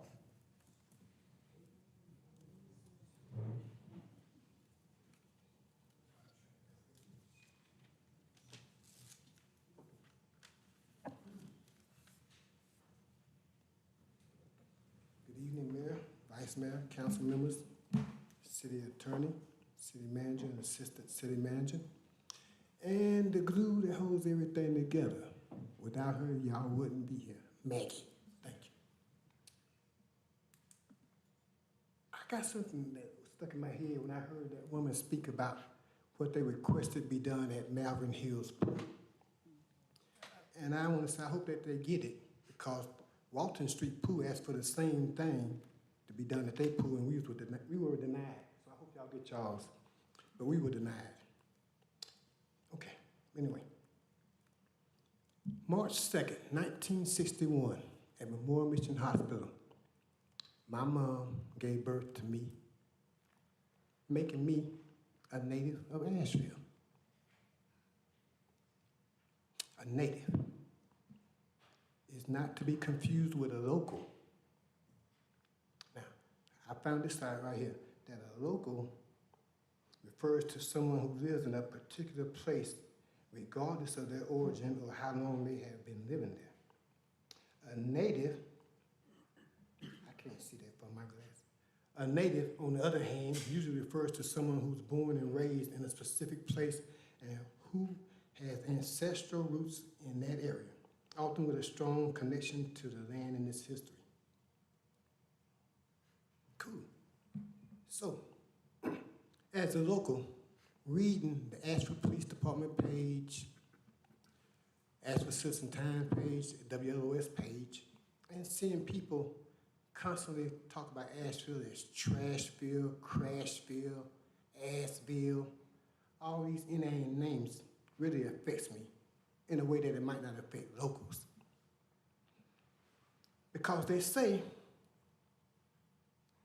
that Asheville is deteriorating because of the LGBTQIA community, because of the homelessness, because of the violence in our communities, because of nowhere for people to live,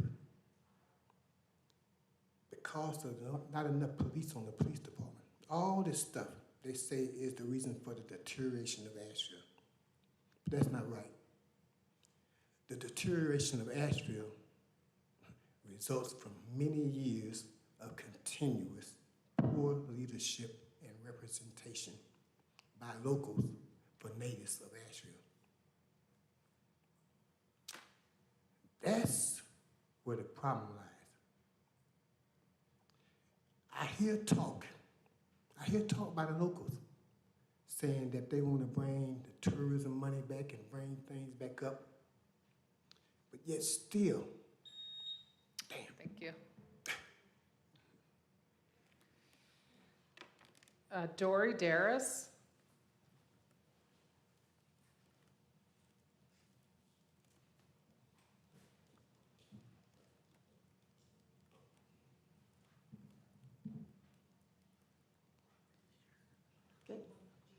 No, it's just notes. I don't have to look at my phone. Hi, everyone. Thank you for your time today. I'm Dory Darris. I live in West Asheville, and I'm with the I-26 Citizens Coalition. So just over the past few months, I wanted to come here today and to thank you for your time, attention, and concern as we have navigated the design changes related to the I-26 connector project. Many of you have come out to events such as neighborhood association meetings or our community design charrette, and your presence was truly appreciated, and then your joint letter with the county commissioners was very meaningful. And thank you, Mayor, for attaching the prior resolutions so that they can honor those commitments. And while this unified front is amazing, I don't claim victory yet. I fear NCDOT will consider our feedback and continue with the plan, specifically regarding the flyover and the overpass. But I believe there are other cost-saving measures in lieu of the overpass that can achieve the purpose and need of the project and satisfy, real-world constraints both now and in the future. So the main theme of the project is that it's just too big. If you zoom out and you look at the sum of the parts between Patton and 26 and 240, we can tighten the number of lanes or the width of the lanes and not have to buy new property. So I've met several community members who have bought property after completing due diligence on using the 2018 designs that were approved. And now with the new footprint, it puts their properties within eminent domain. So again, if we tighten the footprint, that's less material costs, less labor costs, less costs having to like buy more housing and relocate people. And so I just really feel that this project is an amazing opportunity for like state and local entities to collaborate on the project trade-offs and to do infrastructure right. If you want to go fast, you go alone, but if you want to go far, you go together. And just with your joint letter, I'm encouraged that we aim to go far. Thank you. Thank you. Rachel Murdaugh.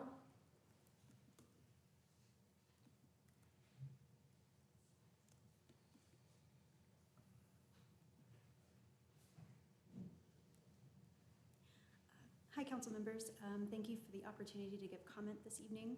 I wanted to follow up on my friend Dory's comments as a co-founder of the I-26 Citizens Coalition, to thank you personally for the actions that you all have taken to support the efforts to raise awareness of the changes to the connector design. This has been my first endeavor into civic engagement, and it has been a learning and growing experience for me, and it has also been really heartening to witness our elected officials listen to our concerns and consider them in good faith, and to take action to address the concerns of the community. So thank you to all of you who helped spread the word on social media.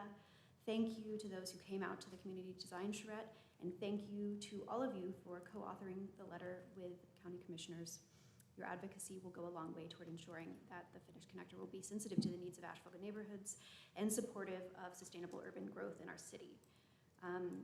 As Dory noted, this is far from over, and we're just moving into the next phase of this effort. So following this successful community design charrette, we're planning to meet with NCDOT to go over the proposals and bring them closer to reality. Hopefully. And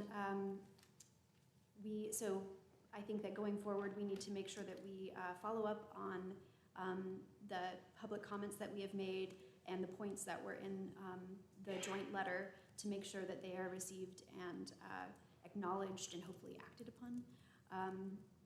And yeah, if we stay in solidarity, we stand in solidarity, we can ensure the best future for our built environment. So thank you. Thank you. Okay, the next person signed up to speak is Sonia Marcus, and she has 3 people yielding their time. When I call your name, just raise your hand and tell me who you are, or just raise your hand. Stephen Riblett, thank you, and Hannah Rothstein, and Zach Rahana. Thank you. Okay, the floor is yours. Sonia, you have 10 minutes after you've figure out how to make that thing work. Okay, there we go. Maybe, Okay, good evening, Mayor, Vice Mayor, and council members. I'm Sonia Marcus, and I'm a homeowner on Westwood Place near Hazel Mill Road. And I just wanted to start out by showing you a few images from the community design charrette last weekend. You'll notice in the top right corner that Dory is trying on the virtual reality goggles to kind of get a sense of the size of what the overpass is actually going to look like. And I was surprised myself, and I've been advocating regarding this issue for some months now, and it renewed my interest in advancing this project further. And I would like to add my voice to others saying how pleased we are with the response that we've received and your attention to our concerns. It really does feel good to be part of the process. And I was very impressed with the letter and also the explanation that the mayor offered around why the letter ended up the way it did, so thank you.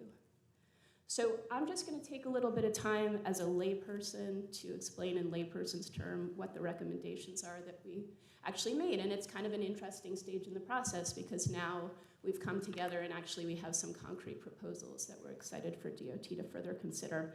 So the one that is kind of the biggie and the one that the mayor referenced first was sending I-26 under Patton Avenue. I know these maps are confusing and dense, but these are the ones that we actually submitted to DOT on behalf of the Western North Carolina chapter of the American Institute of Architects and the I-26 Citizens Coalition jointly.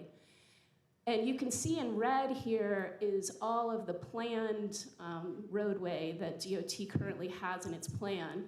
And the red are the portions that we've proposed to eliminate and replace with the green. So mostly that involves just plain old sending 26 under Patton Avenue again, which is what everybody wants us to do. So, but there's a few kind of details around this particular proposal that I wanted to share with you. One is that we're suggesting keeping I-26 at the current I-26 240 grade. And we're not really sure why DOT didn't do that, but that might be a way to deal with some of the infrastructure issues around the utilities. The second big one has to do with the Haywood Road intersection in West Asheville, so I'll just show you that. So these are, again, the recommendations from our group, which are to majorly narrow I-26 coming through West Asheville, and to potentially remove the on and exit ramps to 26 from Haywood Road, allowing that neighborhood to accommodate local traffic.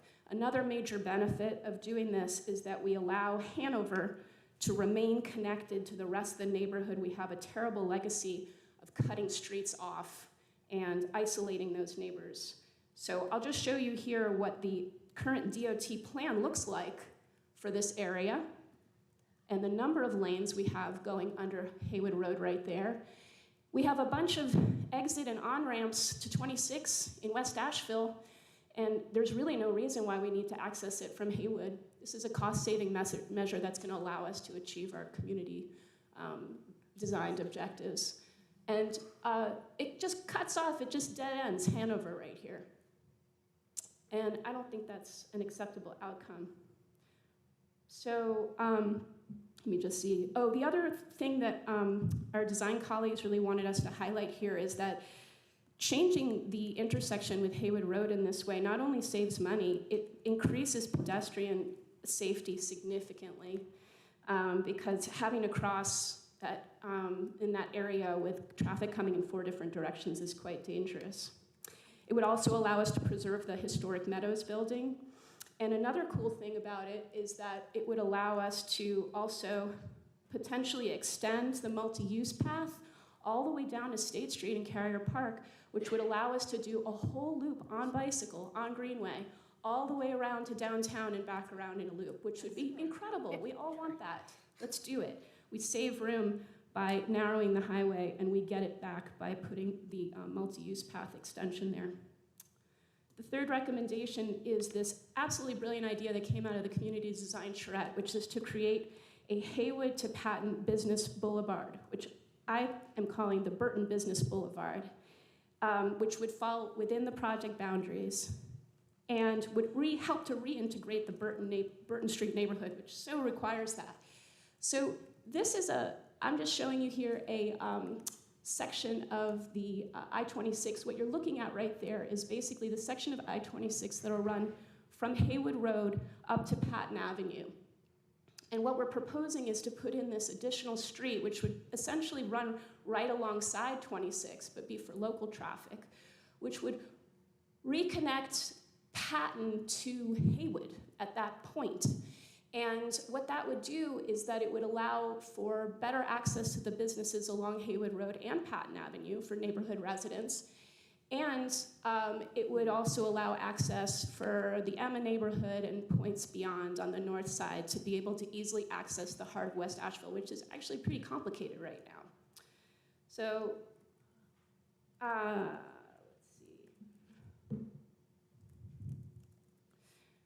see. Yeah, Edgar Street, this is what I wanted to show you here. Edgar Street, Texas Street, and Noble Street in Burton Street neighborhood would potentially be reconnected through this plan.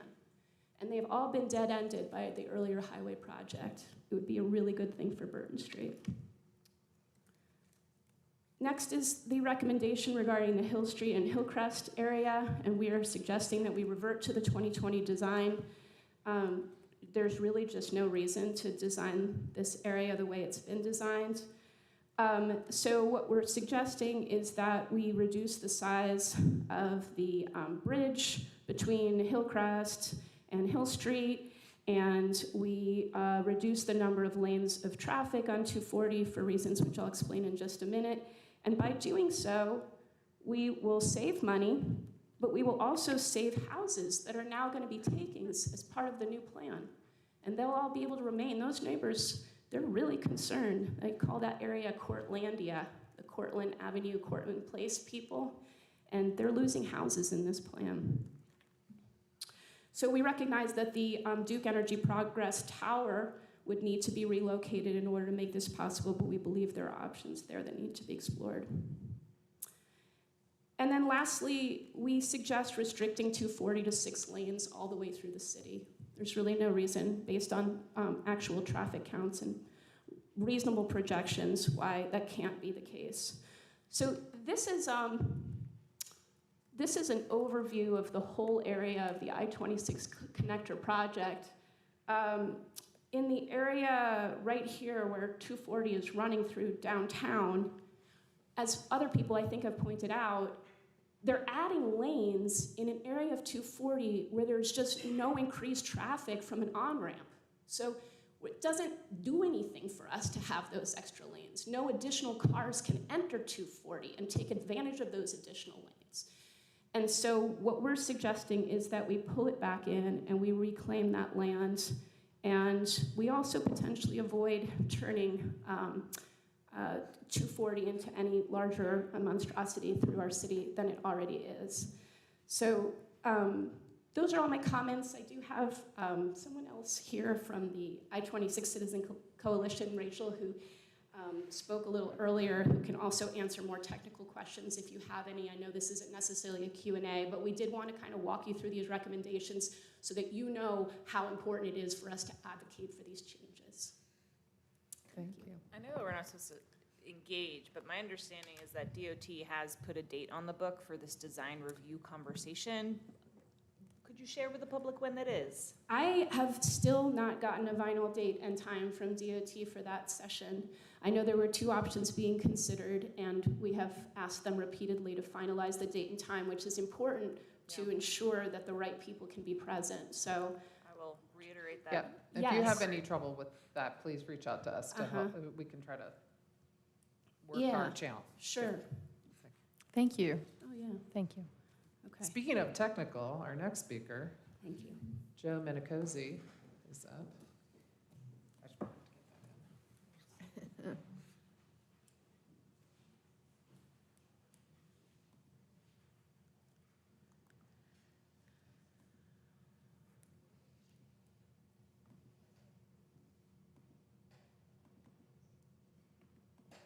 I will figure out how to master this thing at some point in time.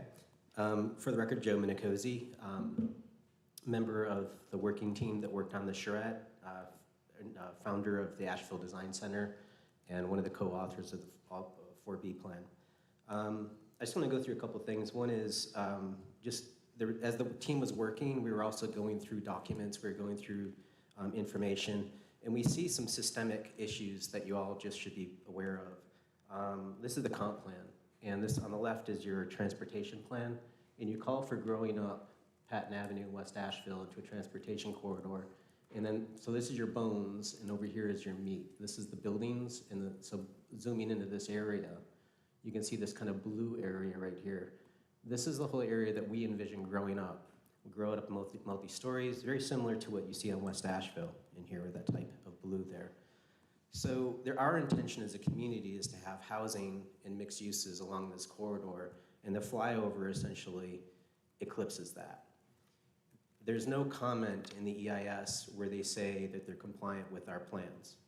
So at a brass tacks level, we have to stand up and say, is there a competent professional on your team that could actually review plans? Because if you throw an engineer at it, you're not going to get a proper response. You know, that's kind of like me if you ask me to do your dental surgery. I don't know how to do that, right? So don't ask me. And it's sort of the reason why I can't resist. I have to go back to this image because I care about quality. This is how my toilet couch showed up in the Tribune. So let me do it the right way. Back to that analogy, and we can zoom out so the folks at home can see it. The way that the engineers are handling this process is tantamount to you letting your plumber design your house. If your plumber designs your house, your plumber's gonna say, hey, you don't need a bathroom. You have to buy another door. Why don't we just plumb the couch and call it a day? It's efficient. It's cheaper for us, right? But the law says we're supposed to know the effects that happen because of it. What's the smell of the living room? Are we gonna lose our friends? The social effect. What's gonna be the aesthetic effect? What's gonna be the cost to the resale value of that house? Those are the findings that we need to see. So I couldn't resist doing this. I have to show it to you. It's a joke, I know. But it's a metaphor for what we're going through right now. If we just look at the DOT documents, they're given to us from professionals that don't have qualifications to give the answers. And I think it's time, and I want to thank you all for that joint letter.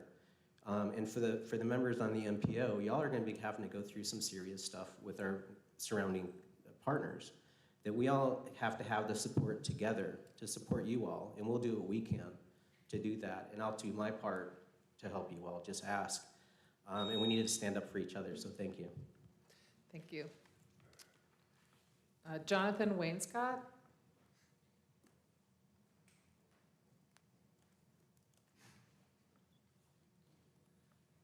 Hey, my name is Jonathan Wainscott, and the very first time I came before City Council was on this issue when I bought a house in East-West Asheville back at the turn of the century or before that.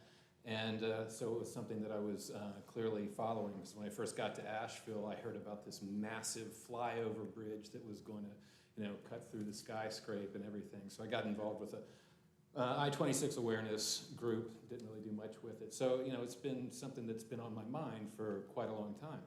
And I really appreciate everybody who did all of the work with the design center and all the volunteers that put in all the time to sort of refine the design. Over the years, it seems as though the design has been quite refined, other than the fact that, yeah, it's still 8 lanes. That's not going to go away. DOT is not going to budge on that. This bridge then over Patton Avenue that I heard about, when I finally saw the renderings, I was curious to know how high it's going to be. It's 17 feet. It's not that high. It's not this massive flyover. It's not bisecting a great skyline view from Patton Avenue. I totally agree with the designers that having a more connected Patton Avenue would be nice, but I don't see this as a huge detriment.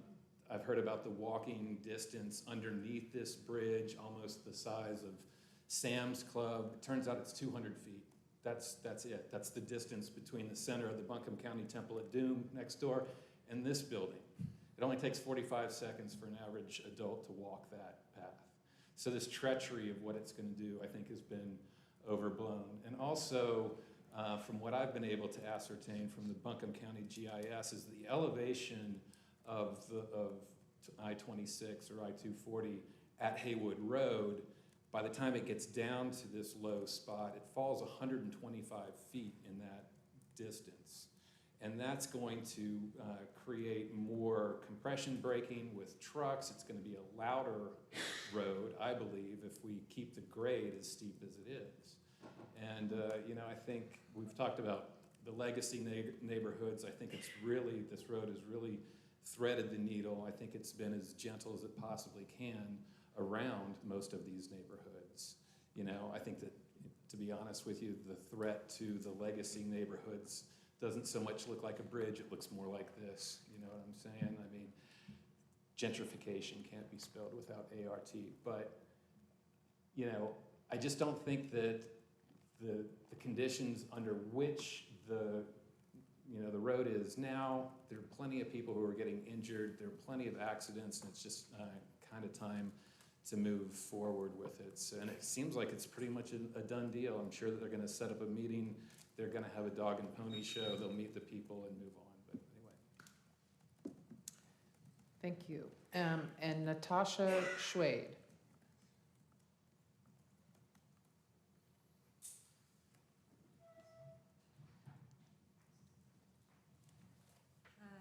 Council. I'm Natasha Schwade. I just wanted to thank you guys for listening in a general sense, and for those of you who are able to show up to the charrette, which I was a part of, but also for all that you guys are doing within whatever community you are able to participate in for this I-26 project. And I also just wanted to offer a perspective, especially as people were talking about the budget. One of the things is the more roads we have, as we know, the more crashes show up, and the more we expand that, that is more resources used for these first responders, and it's more trauma put on them and their families. And I, don't really know what to do about the budget. That's not what I'm here to talk about, but I just wanted to comment in a more general sense to consider those types of things when we're moving forward and how we're making different plans with the city and the budget and all of those things. But again, thank you guys for all you do. Thank you all for who were able to show up. And that's really all I got to say. Thank you. Okay, that concludes our public comment for this evening. Council, don't go anywhere. We have a closed session. So please, will you do the honors? I move that the Asheville City Council go into closed session for the following reasons. 1, to prevent disclosure of information that is privileged and confidential pursuant to the laws of North Carolina or not considered a public record within the meaning of Chapter 132 of the General Statutes. The statutory authorization is contained in North Carolina General Statute, Chapters 143-318.11A1. The law that makes the information privileged and confidential is North Carolina General Statute, Chapters 143-318.10E. And 2, to consult with an attorney employed by the city about matters with respect to which the attorney-client privilege between the city and its attorney must be preserved, including, but not limited to, providing instruction to an attorney concerning the handling of a claim. The statutory authorization is contained in North Carolina General Statute, Chapters 143-318.11A3. Second. All right, we have a motion and a second. All those in favor, please say aye. Aye. Any opposed? Thank you. We will adjourn from the closed session.